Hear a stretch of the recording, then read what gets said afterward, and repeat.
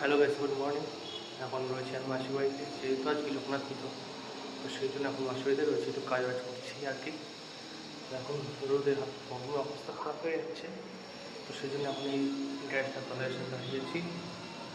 তো এখন জল করছি আর পুজোটা পুরোটাই শেয়ার করবো তোমাদের সাথে। তো পুরো ভিডিওটা দেখে যাবো। এইসব বাসনপত্র নিয়ে চলে এসেছি, এগুলো পরিষ্কার হয়ে গেছে। আর এখানে দুটো জল ভরলাম মাত্র, এরকম এই যে জল ভরা হয়ে গেছে। এবার একটু বিশ্রাম নিয়ে ঘুরে যাবে।